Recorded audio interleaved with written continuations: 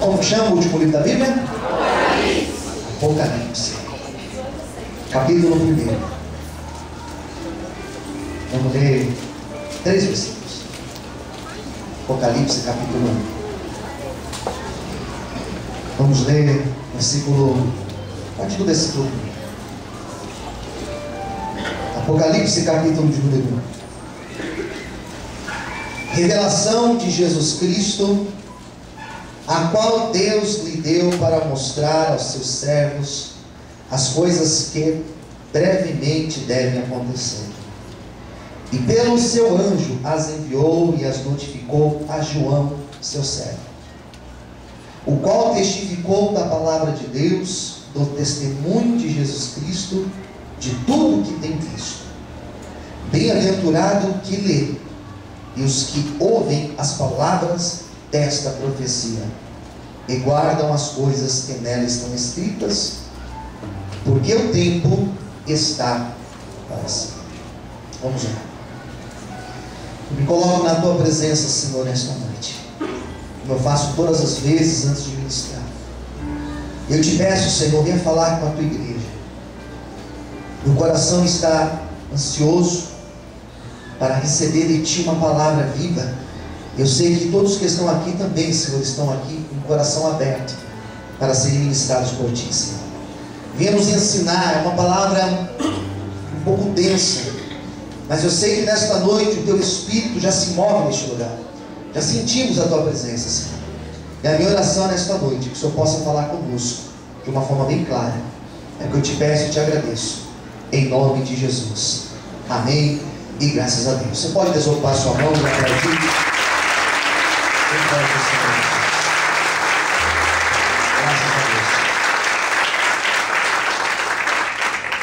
O título da minha pregação de hoje, a profecia ou as profecias do Apocalipse, sinais do fim dos tempos, é o tema que nós vamos tratar nessa noite.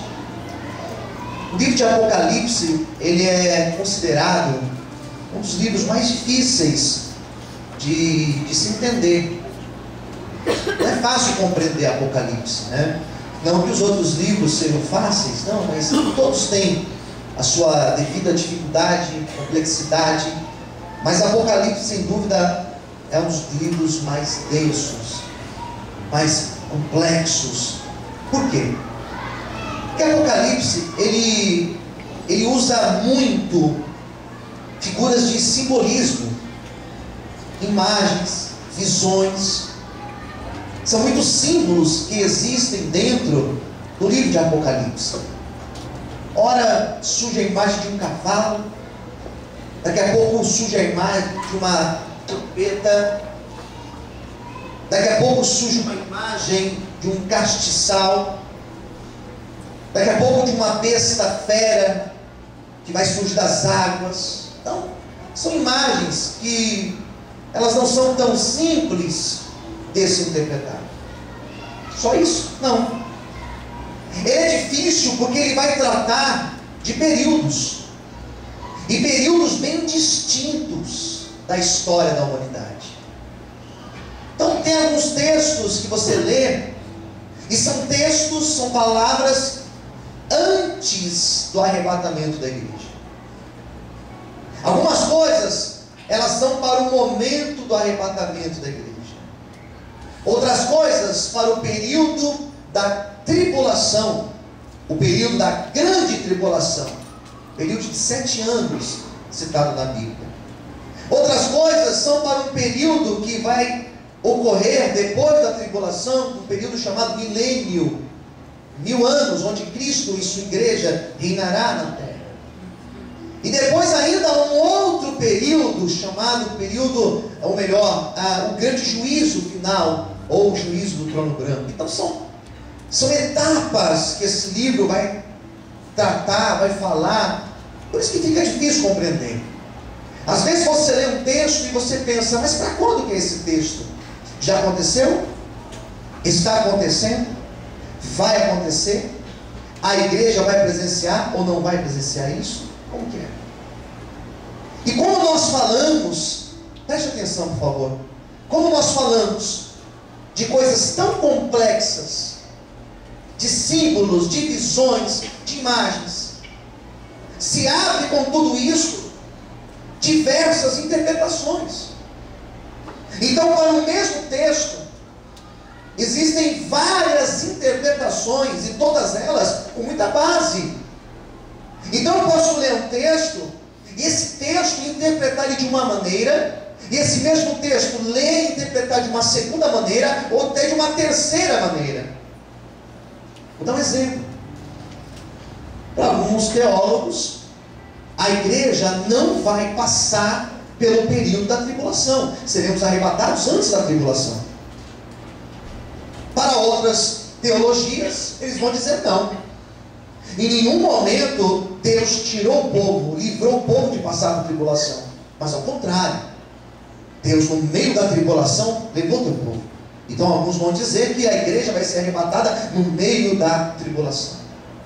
E existe um terceiro grupo, os pós-tribulacionistas, que vão dizer, não, a igreja vai ser arrebatada depois da grande tribulação. E aí, pastor, quando que vai ser?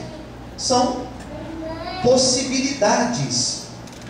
E por nós estarmos falando de possibilidades, é que surgem todas essas questões, essas dúvidas, esses questionamentos dentro do livro do Apocalipse. Quem entendeu, diga amém. Amém. O Apocalipse, ele, no geral, ele é dividido em dois blocos. Dois grandes blocos. Capítulo 1 ao capítulo 3 falam de 7 igrejas da Ásia. Igrejas que existiram na época em que essas regiões da Ásia estavam debaixo do Império de Roma. Então alguns vão dizer que essas profecias, elas estão falando sobre esse período, sobre essas igrejas. Um período lá atrás. Então a primeira parte do livro, capítulo 1 ao 3, fala disso.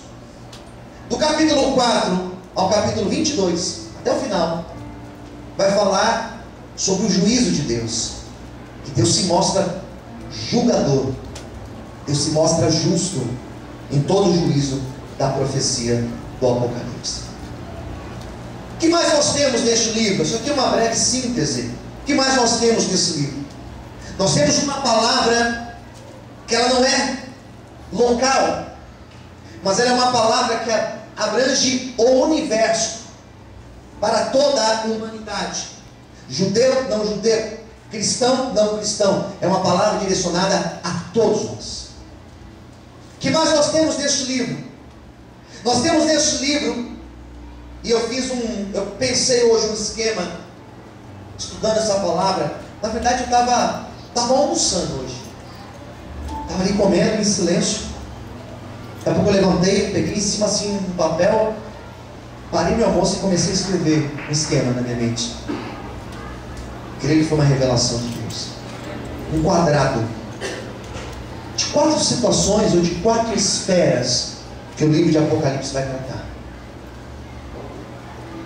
Esfera política, esfera social, esfera econômica e esfera religiosa.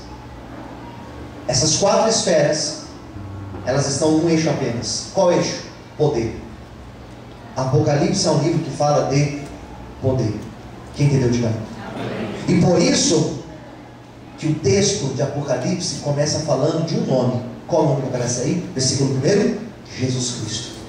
Porque esse livro fala de poder, e em todo momento que ele vai falar do poder político, no momento que ele vai falar do poder econômico, no momento que ele vai falar do poder religioso, acima de todos os poderes existentes na terra ou em qualquer outro lugar, o maior poder que existe é o poder do Senhor Jesus Cristo, aquele que morreu na cruz e ao terceiro dia ressuscitou e voltará para buscar a tua igreja. Ou seja, existe o poder do homem, mas acima do poder do homem existe o poder do nosso Senhor e Salvador Jesus Cristo.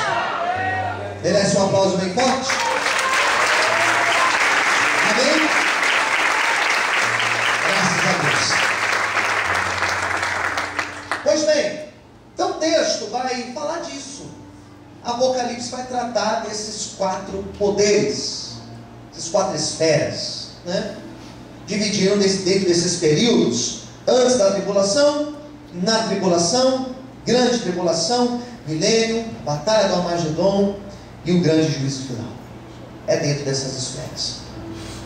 Mas hoje, queridos, eu não posso falar de tudo isso hoje. Por que eu não posso falar de tudo isso? Não dou conta. Muita coisa para falar em poucos minutos. Eu fiz uma delimitação. Fiz um recortezinho para a gente falar nessa noite. O que nós vamos falar hoje? Sinais do fim dos tempos. E para falar dos sinais do fim dos tempos, eu vou ler um outro texto que fica mais simples ainda para vocês entenderem. Abra comigo, por favor. Tem que ler Bíblia, hein? Hoje. Abra aí, por favor. Evangelho segundo escreveu Mateus, capítulo 24. O que eu vou fazer agora é uma delimitação. Os textos que falam sobre a volta de Cristo, você pode permanecer com a sua Bíblia aberta em Mateus 24, que nós vamos ler alguns versículos aqui desse texto. Nós vamos ler e reler, ou já pode deixar aberto aí. Bom, nós temos vários textos na Bíblia que falam sobre os fins dos tempos. Nós temos, por exemplo, Apocalipse. Nós temos Mateus, o Evangelho segundo escreveu Mateus. Nós temos Marcos, nós temos o Evangelho segundo escreveu Lucas. Nós temos o livro do profeta Daniel. Daniel também é daqueles bem complexos para a gente comentar. Temos até em Naum citações, Joel, por exemplo. Mas esse Evangelho de Mateus, esse trecho que eu vou ler junto com vocês, ele é mais razoável para nós entendermos. Evangelho segundo escreveu Mateus, capítulo 24, versículo de número 3. É uma grande pregação de Cristo. Vamos ver as palavras de Cristo.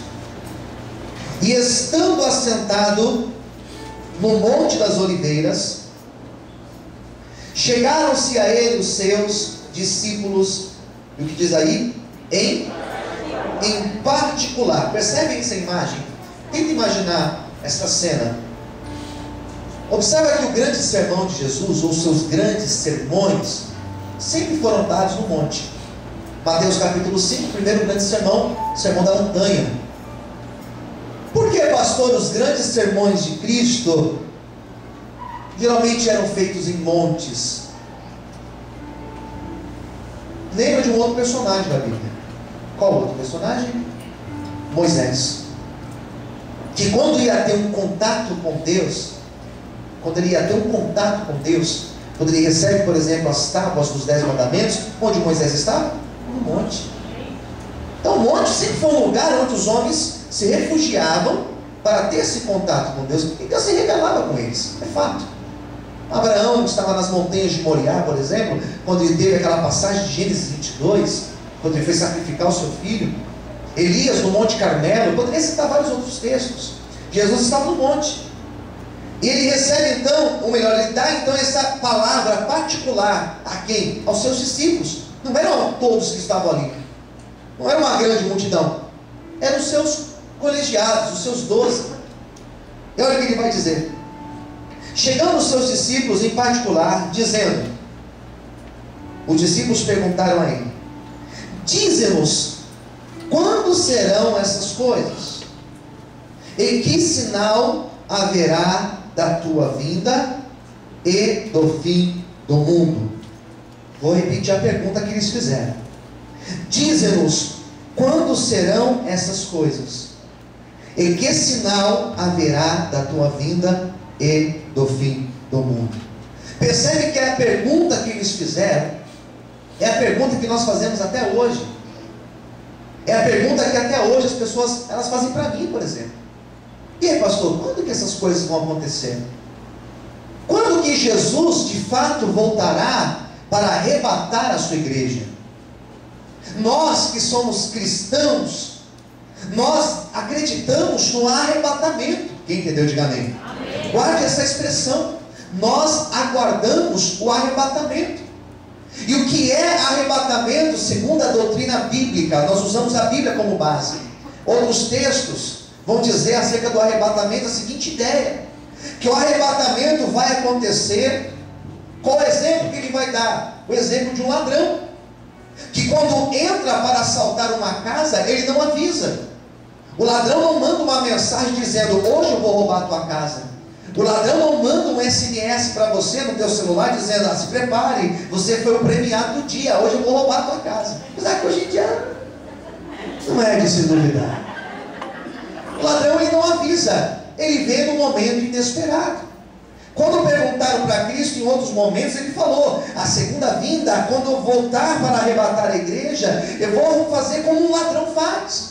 Que ele vai de uma forma muito rápida, de uma forma muito sutil, ele vai, entra e pega o que é mais precioso.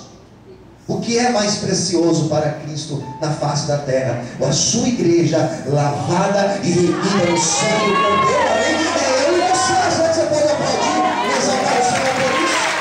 Glória a Deus. Amém? Então vai ser rápido, como um ladrão. A Bíblia fala que isso vai ocorrer em um abrir e fechar de olhos, em uma piscada. 8 milésimos de segundo, a igreja de Cristo será arrebatada. Teremos os nossos corpos transformados nos ares e nos encontraremos com Deus, com Cristo Jesus. Nós acreditamos no arrebatamento. Nós não acreditamos que uma nave espacial vai levar o povo. Não, nós acreditamos no arrebatamento da igreja. Um povo lavado, um povo escolhido, lavado e remido no sangue do Cordeiro de Deus. É isso que nós acreditamos. Então eles estavam nessa dúvida: quando vai acontecer isso? Quando ocorrerá o fim do mundo? Jesus estava já falando com eles acerca disso. E o Senhor falou: bom, acerca do fim, nós não sabemos nem dia, nem a hora. Nós não sabemos quando isso vai acontecer.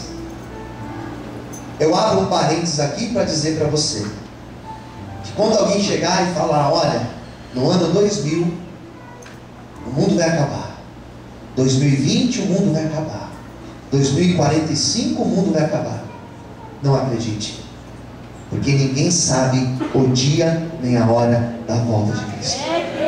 Posso ouvir um amém? Ninguém sabe quando isso vai acontecer. Então Jesus, como ele não fala a data, quando ele não diz anos, ele vai dizer o seguinte: bom, vou deixar para vocês alguns sinais, algumas coisas que vão acontecer. E quando essas coisas acontecerem, e não é que aconteceu aqui, pronto, Jesus vai voltar. Não. Quando essas coisas acontecerem com muita frequência, quem entendeu, diga amém. Quando isso começar a virar rotina, quando vocês se acostumarem com essas coisas, quando isso se tornar rotina para vocês, entenda, a minha vinda está próxima. Vamos ver quais são os sinais? Nós não vamos falar de todos, porque todos são mais de 300. Não são todos que eu vou falar nessa noite. Eu fiz uma relação aqui de alguns, e nós vamos comentar sobre eles nessa noite. Vamos lá, olha o que diz aqui no versículo 4.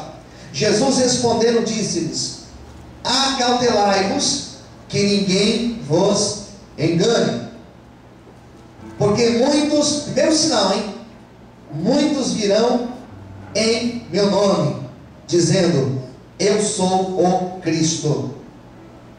E o que diz aí? Enganarão muitos. Qual foi o primeiro sinal que Jesus deixou aqui? Bom, nos dias antes da minha vinda, muitos cristos vão surgir por aí. Muita gente dizendo: eu sou Cristo. Você sabia que na época de Jesus, na época dele, antes de Jesus nascer de fato como ser humano, já tinham passado vários falsos Jesus, falsos cristos na terra? Hoje em dia, volta e meia nós temos notícia de alguém se fazendo passar por Jesus, de alguém se fazendo passar pelo Cristo encarnado. Isso é algo que já aconteceu lá atrás, não é algo que acontece apenas hoje. Lá atrás já acontecia, no século passado, lá atrás, séculos atrás, já tinham homens e mulheres que se faziam passar pelo Salvador, pelo nosso Cristo, dizendo: bom, eu voltei. Volta e meia você liga a televisão e tem um tal de Cristo aí que a gente dá risada com ele. Oh, pai! A gente dá risada com ele. É um Cristo diferente, né? Mas tem vários outros se fazendo passar como dono da salvação, como caminho para a salvação. Às vezes não se vê como uma pessoa, às vezes surge como um sistema. Às vezes tem igrejas dizendo: nós somos o caminho da salvação. Ou seja, se faz passar por Cristo. Quem entendeu, diga amém. Porque Jesus, ele é o único caminho para a salvação. Jesus é o único caminho. Às vezes não é uma pessoa se intitula: eu sou o Cristo encarnado. Às vezes um sistema, uma religião, uma doutrina, uma igreja se denomina como a única que possui a salvação. Para ser salvo, tem que fazer parte da igreja. Nananana. Por quê? Porque ela se assume como Cristo. Existe um estudo que nós fazemos sobre seitas e heresias. Como identificar uma seita? Uma das características de uma seita é ela se diz a única dona da salvação. O único que salva, liberta e leva para o céu. Não é a igreja A, nem a igreja B, nem a igreja C, nenhum sistema religioso. O único caminho que existe para o céu é o caminho chamado Jesus Cristo. Pois Ele é o caminho, Ele é a verdade e Ele é a vida. Todos podem aplaudir e exaltar Jesus essa noite. Aleluia!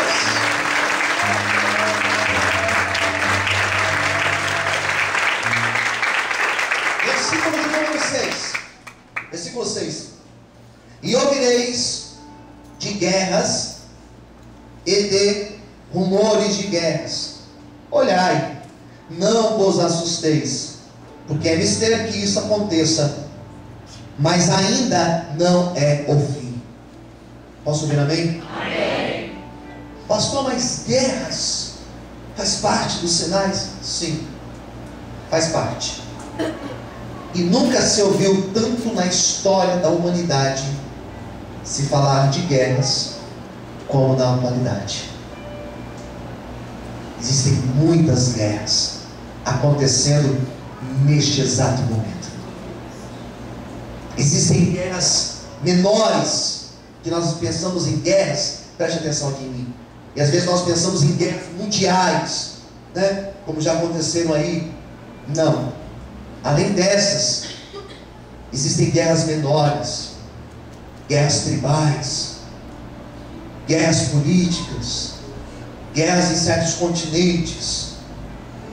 Então, basta você ligar a televisão, basta você ligar o jornal, basta você fazer uma pesquisa e você vai ver que nesse exato momento, hoje, domingo, dia 12 de abril de 2015, existem guerras acontecendo.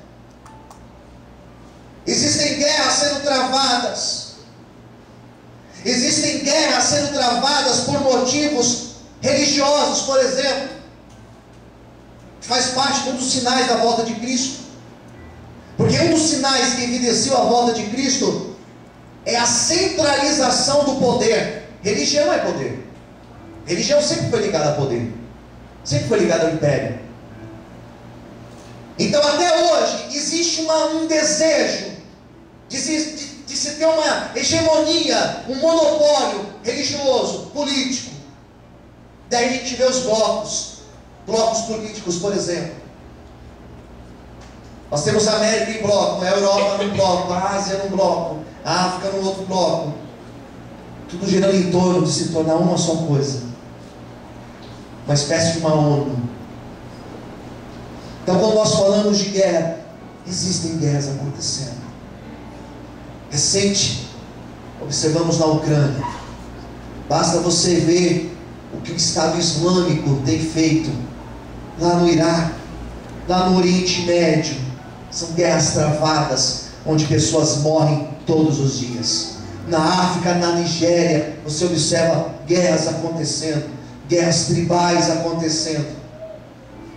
tem as guerras civis acontecendo. O que nós vivemos em São Paulo, já vivemos em muitos momentos, verdadeiras guerras. O que nós vemos lá no Rio de Janeiro acontecendo, são verdadeiras guerras. São verdadeiras guerras. Podemos considerar isso guerras, pastor? Sim. E isso nós podemos chamar de guerras. E isso nós podemos chamar de sinal da volta de Cristo. Todas as vezes que eu ligo o jornal e vejo uma guerra, um confronto armado, eu estou dizendo, ali está um sinal, Jesus dizendo, eu estou voltando para arrebatar a minha igreja. Por isso prepara-te, igreja, para se encontrar com o Senhor Jesus. Aleluia. Você pode aplaudir o Senhor? Glória a Deus. Meu Deus. Vamos lá. Versículo 7. Porquanto se levantará nação contra nação, reino contra reino. Haverá o que diz aí? Mais alto, haverá o quê? Fome, pestes, terremotos em vários lugares. Pastor, mas sempre não aconteceu. Sempre ocorreu terremotos, lógico, sempre ocorreu. Mas não com tanta frequência como a gente vê hoje. Quem concorda, diga amém? Terremoto, maremoto, tsunami. Não é verdade? Brasil, recente, tremor de terra, até no Brasil, queridos. São coisas que nós não vimos falar há tempos atrás. A incidência de terremotos cada vez maiores. Aqui fala de fome. Será que nós estamos vivendo uma época de fome? Se nós não falássemos de fome, não existiu um porquê de toda sexta-feira nós, esta igreja aqui, levar 400 refeições no centro da cidade. E não é difícil nós chegarmos lá e encontrarmos pessoas com fome, sem ter comido nada durante o dia inteiro. Nós pensamos em fome, pensamos naquelas pessoas que moram em países como a África. Não, queridos. Até em São Paulo, capital, existem pessoas que passam fome. Existem pessoas que não têm condição de ir no mercado comprar uma cesta básica. Quem está entendendo, diga amém. Por isso que o texto fala de fome, fala de pestes. Agora não se fala tanto, mas até alguns meses atrás, qual foi a peste que mais se falou? O ebola. Pessoas morrendo. Nós poderíamos citar outras pestes, por exemplo, outras doenças, por exemplo, como a AIDS. Poderíamos citar o câncer. Até hoje, quantas pessoas morrem de câncer todos os dias? Ah, pastor, AIDS, câncer, ebola, só isso? Não. Poderíamos falar de pessoas que morrem, problemas respiratórios. Escuta, mais pessoas vão morrer por causa de problemas respiratórios. Mais pessoas. Mais pessoas vão morrer por falta de água. Nunca se falou tanto do problema da água. Pessoas morrem, sabe por quê? Porque não tem uma água boa para se tomar. E por isso morrem crianças e adultos. E cada vez esses números vão aumentar. Você mora na Brasilândia? Toma cuidado. Toma cuidado se você mora aqui na Brasilândia, porque nesse bairro nós temos uma peste chamada dengue. E por aí vai, queridos. Eu poderia ficar aqui pelo menos mais uns 10 minutos falando de doenças, falando de pestes, falando de males que tem acontecido na saúde do humano. Pastor, mas doença sempre aconteceu, mas não com incidência como hoje. Nunca se morreu tanto como hoje em dia, por causa de cigarro, por causa de vícios, por causa de tantas outras coisas. São pestes. Mas isso é sinal que o nosso Jesus está voltando. Aleluia! Posso ouvir glória a Deus por isso? Então nós temos pestes, nós temos terremotos, nação contra nação, reino contra reino.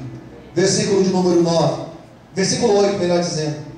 Mas todas essas coisas são, o que diz aí? O princípio das dores. Sabe o que significa isso? Deixa eu fazer uma pergunta. Onde estão as mães aqui? Mãe, levanta a mão, as mães. Mães. Vocês mães, quantas de vocês, pode baixar a mão as mães, quantas de vocês tiveram parto normal? Levanta assim a mão. A maioria de vocês, parto normal. O que acontece antes da criança nascer? O que as mães sentem? Dores. Como que chama essas dores? Mais alto, como chama? Contrações. Dói ou não dói? Dói muito ou pouco? Glória a Deus que eu sou homem na Senhora. Cadê os homens aqui? Não vão aplaudir o Senhor por ter sido homem? Glória a Deus. Cara. Eu não vou saber o que é isso, mano. As mães, me perdoam. Essa semana eu fui atender uma irmã. Ela falava das dores que ela teve no parto. Ela falou que ia enlouquecer, ia morrer, dores terríveis. Sabe o que significa esse versículo 8? Uma outra tradução.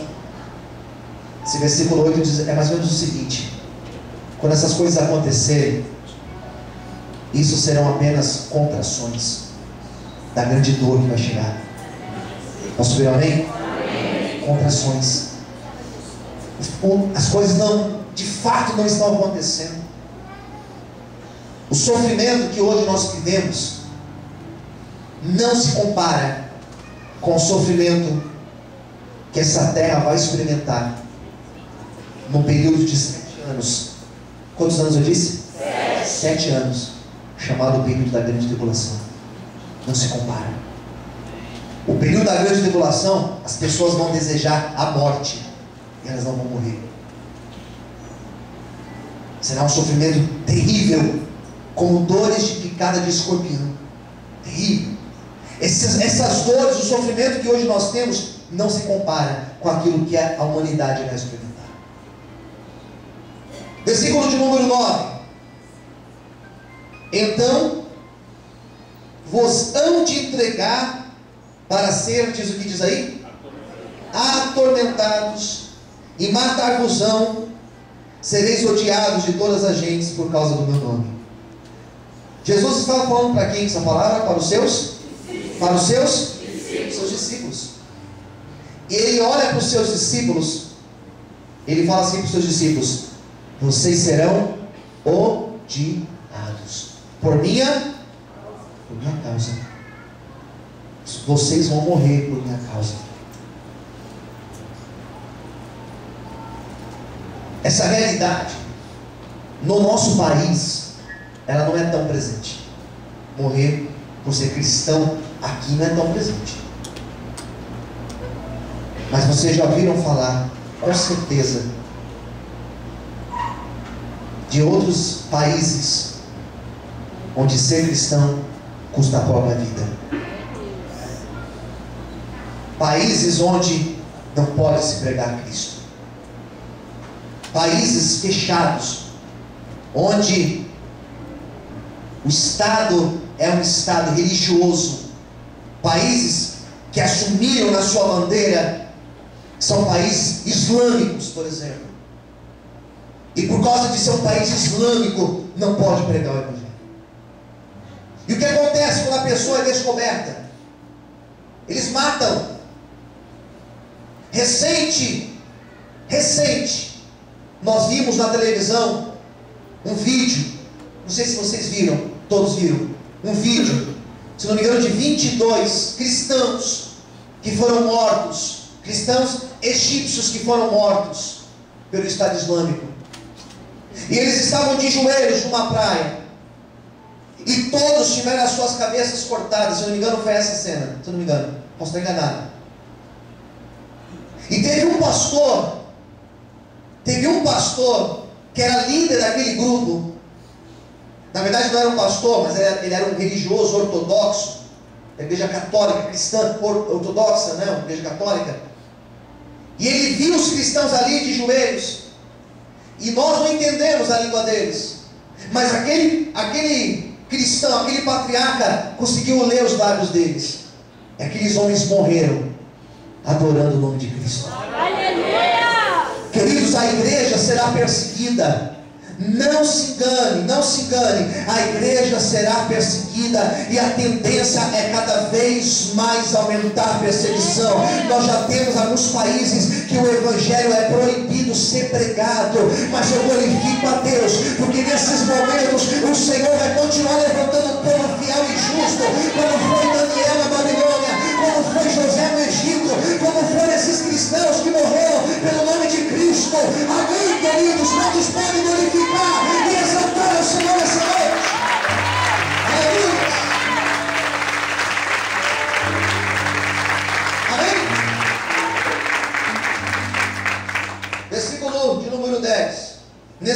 exemplo, muitos se escandalizarão, trair-se-ão uns aos outros, e uns aos outros se aborrecerão. Vai ser uma época, ou melhor, já tem sido esta época, de traições, de maldades, de ódio. Hoje em dia, irmãos, nós não podemos brincar. Se um ladrão ligar para você para roubar um aparelho de celular, você tem que entregar na hora. Não dá para você conversar ou pensar em reagir. Quem concorda, diga amém. Amém. Não tem mais como. Nós vivemos numa cidade, sobretudo aqui em São Paulo, que só Deus para guardar as nossas vidas, onde o ódio tem imperado em muitos lugares, traições. Olha o que diz o versículo 11. Desculpa estar correndo, irmãos, porque eu preciso finalizar pelo menos esse texto.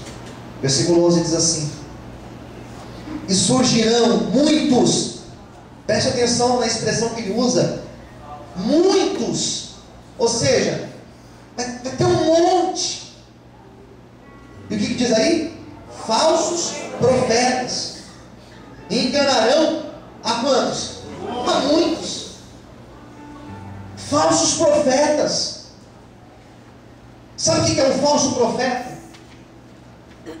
É um profeta muito parecido com o verdadeiro. Ele engana porque ele é muito parecido. Quem está entendendo, diga amém. Amém. É uma réplica perfeita. Passa batido. Quando você olha assim, você fica confuso. Será que é de verdade ou é de mentira? Quem está entendendo, diga amém. Amém. É isso que o texto está dizendo.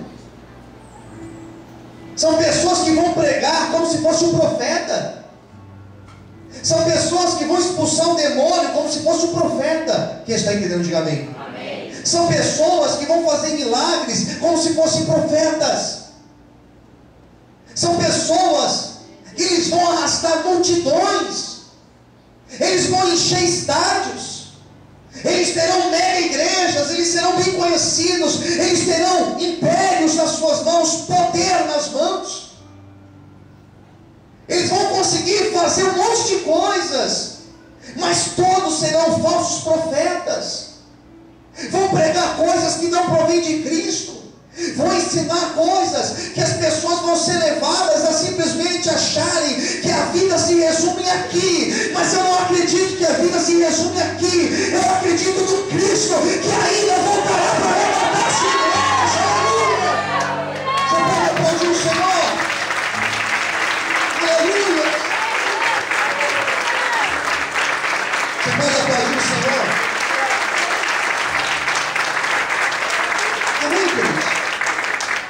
Falar para o teu irmão do lado, tome cuidado com falsos profetas. Irmãos, o tempo não dá, é uma covardia pregar uma mensagem com tanta coisa, tão pouco tempo. Mas hoje em dia você ouve algumas pregações, irmãos, preste atenção. Você ouve algumas pregações hoje em dia. Não precisa ser teólogo não, queridos. Não precisa ser teólogo não. Tem nada a ver com o cristianismo. Tem nada a ver com Cristo. São igrejas que só falam da terra, não falam do céu. Você não sabe como eu estou feliz de ver essa igreja lotada aqui hoje. Porque eu não anunciei que eu ia distribuir toalhinha. Eu não anunciei que eu ia pregar ensinando você 5 passos para você ser próspero. Eu não anunciei que você ia ser a pessoa mais rica do mundo. Eu falei que eu ia pregar sobre a volta de Jesus e essa igreja está lotada.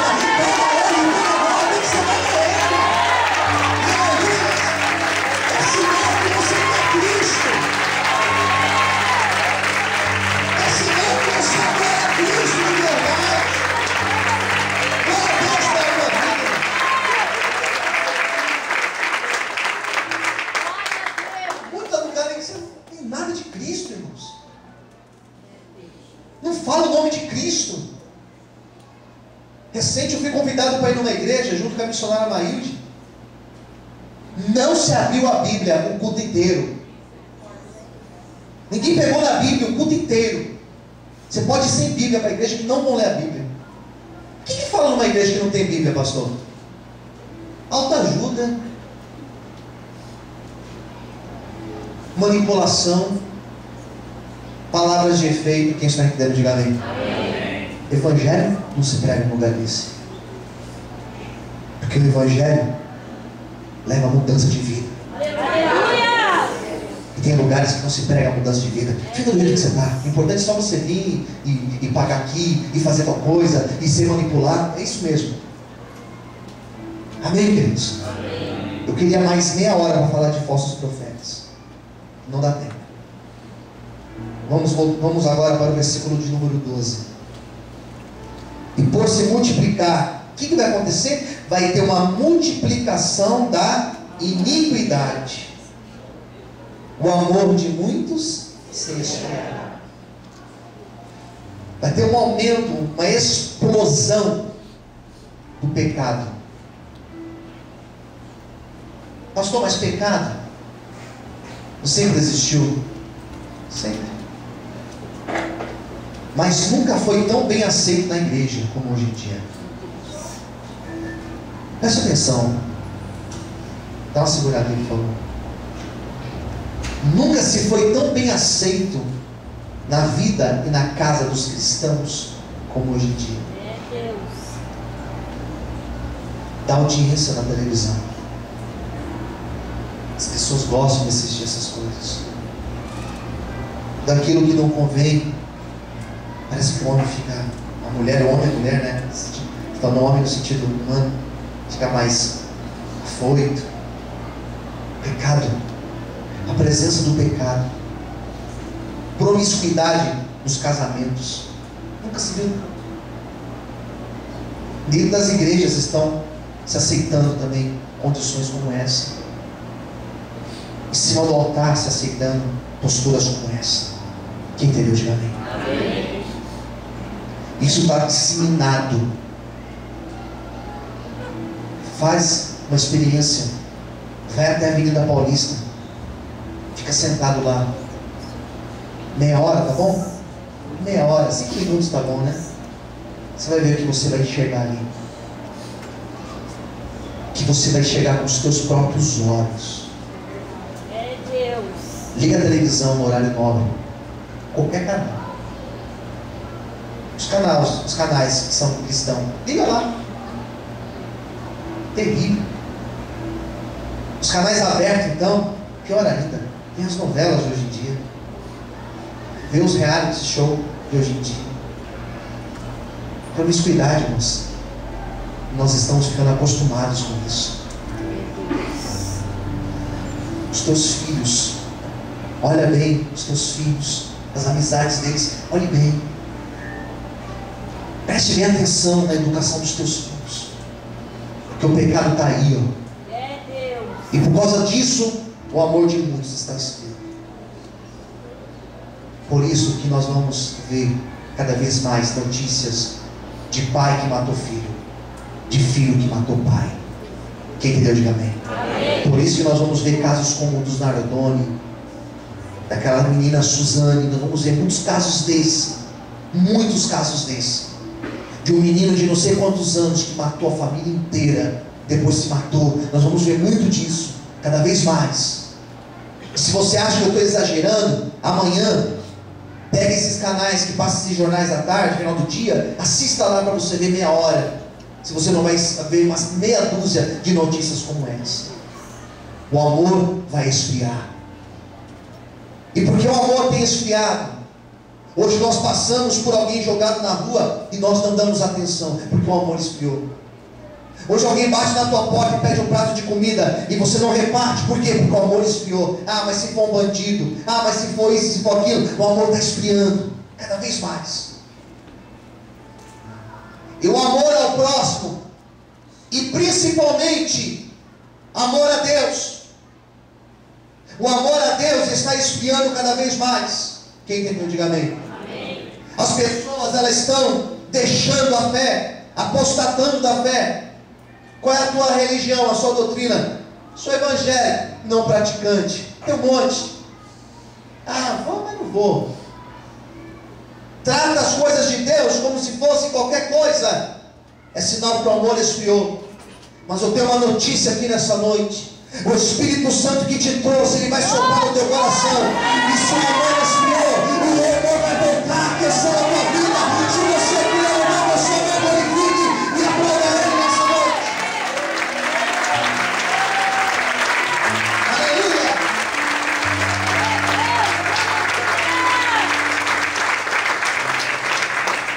versículo 13.